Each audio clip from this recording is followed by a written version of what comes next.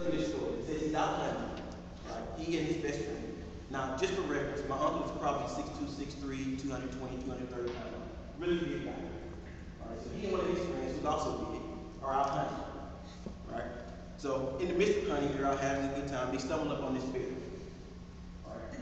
Now, my uncle, I mean, 6'2", 6'3", he's just a great guy. Right? He thinks in his mind, between he and his friend, as big as they are, they can handle this bear. Right? So then he looks next to him, looking through his buddy, and his buddy is about 40, 50 yards away, because he's taking off running. Right?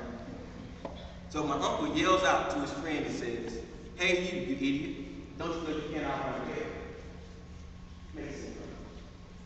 My uncle's friend yells back to him and says, "No, you're the idiot. I don't have to outrun the bear. I just have to outrun you." So for years and years, I didn't know this story was.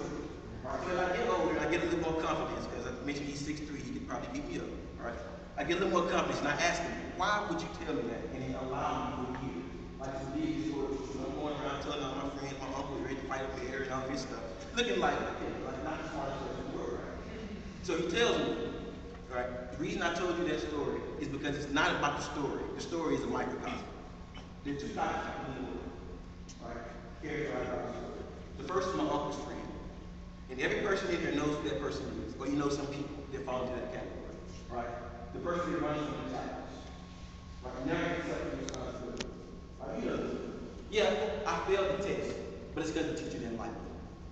We've heard that. Don't tell me you've heard that. That you used to be, right? So all of us have heard this, right? You know the people, they won't accept accountability. Like nothing is ever their fault. Right? Yeah, I didn't get up this morning to take my SAT, but I just focused on it. Right? Millions of excuses. You know the person. The second person, my uncle, right, is the father. Right? The person with self-responsibility. Right? Ready to embrace all the challenges that are ahead of you guys. Right? The reason I tell you that is because over the next 10 to 15 years of your life, and really long past that, you guys are going to incur a lot of barriers, a lot of challenges, right? And I don't just mean academic, it's far greater than that, right? For somebody in here, guaranteed it's going to happen. You're going to wake up one morning at UT Austin or whatever school you decide to go to, right? And you're not going to feel like going to class. Maybe you hung out too late, maybe you just don't like the teacher, I don't know, whatever. My question to you is, what do you do? Are you running or are you fighting? There's a person in here, the statistics say it's true, so it is what it is, who's going to fail a class in college. I failed.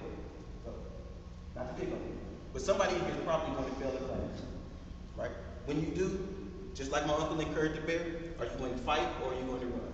Are you going to come back home, right? College is easy, right? This isn't my class. The run. Or are you going to fight? Are you going to study harder this time? Are you going to get back up? Right? See, those are what I call the preliminary challenges.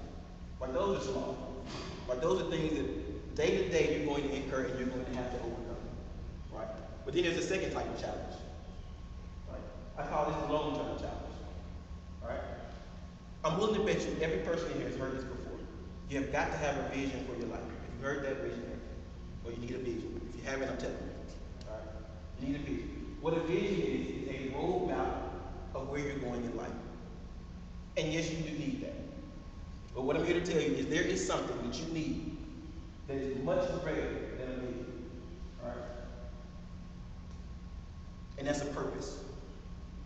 If the vision tells you what you're doing and where you're going, your purpose is going to tell you why. Right? I'll tell you another quick story. My uncle told me this a long time ago. Says he's out in Niagara Falls one day. Now my uncle never left the state of Alabama, so how he got to Niagara Falls, we'll worry about that. But he's out, and this man stretches his tightrope, right, all the way across Niagara Falls, and jumps up with about 100 people watching. He says, "How many of you all believe I can tightrope across Niagara Falls and back?" Right? So, you know, thinking it's crazy, people slow it, kind of crazy. But eventually about 40, 50 people raise their hand. Say, you know, if you're crazy enough to try, you can probably do it. Right? So the man tightropes across, tightropes back. Jumps up a second time. And says, "How many of you all believe I can tightrope across Niagara Falls and back blindfolded?" Right? This time a bit more challenging. So this time only 5, 10, 15 people raise their hand.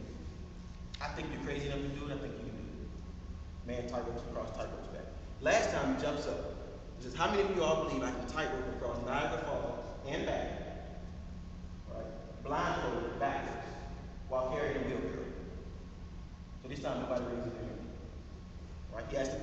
saying, how many of you all believe I can tightrope across Niagara Falls, blindfolded, backwards, holding the wheelbarrow?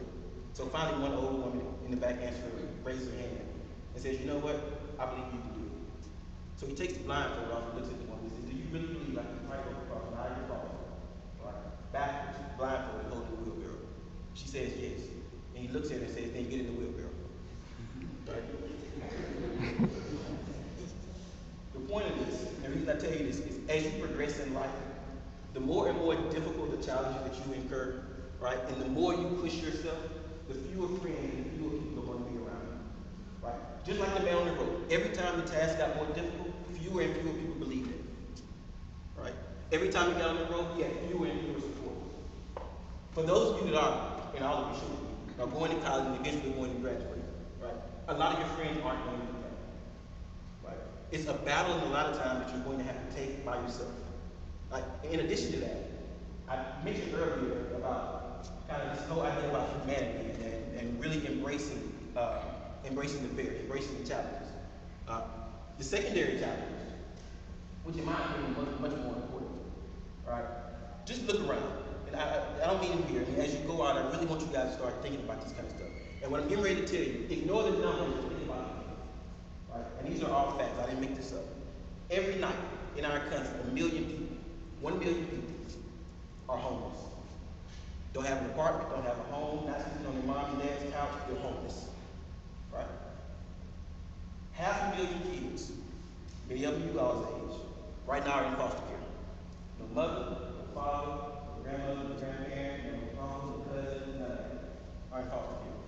There are 1.2 billion people living right now in our country with HIV and AIDS. About half of them don't know. Right? These are the challenges that are ahead. Right? Don't know. And not only that, about half of them will be dead by the end of this year. Talking 8 months. Right? So why do I tell you that? A man told me one time, who much is given, much is given. And for every person in this room, whether you acknowledge it or not, you've been given a life. By the fact that Miss English has taken the time, Mr. English has taken the time to work with you, Miss Hill has taken the time to work with you. You see principals like Miss Swan, etc., that are working with you guys. You've been given a life. Whether you acknowledge it or not, you have it. Right? Now it's incumbent upon you to not only take your education serious for yourself, but you owe it to everyone else that came before you, as well as the people that can't help themselves.